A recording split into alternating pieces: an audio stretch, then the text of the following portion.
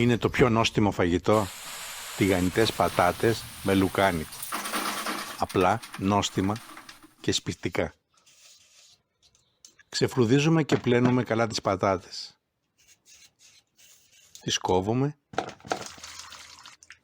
και ξαναπλένουμε. Η διαδικασία αυτή θα μας κάνει τις πατάτες να είναι νόστιμες και τραγανές. Το φαγητό είναι εύκολο και κανείς δεν αντιστέκεται σε αυτό. Είναι μια εύκολη λύση και ένα νόστιμο σπιτικό έδεσμο.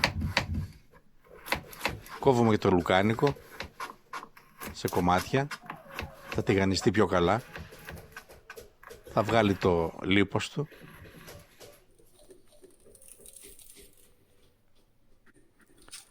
Βγάζω στο μισό και τη μευράνη.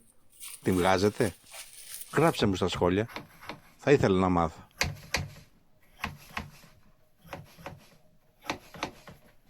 Ζεσταίνουμε 2 τηγάνια. Στο ένα αντικολλητικό θα βάλουμε τα λουκάνικα με 2 κουταλιές της σούπας ελαιόλαδο και στο άλλο ηλιέλαιο. Να κάψει καλά για να τηγανίσουμε τις πατάτες.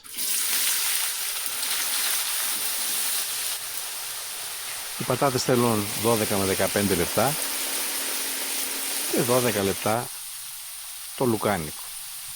Με υπομονή να ψηθεί καλά και θα έχουμε ένα γευστικό πιάτο. Η διαδικασία είναι εύκολη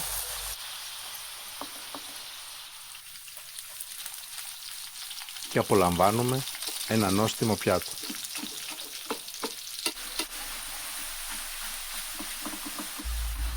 Κάνε ένα like, ακολούθησε, καλή επιτυχία, καλή απόλαυση.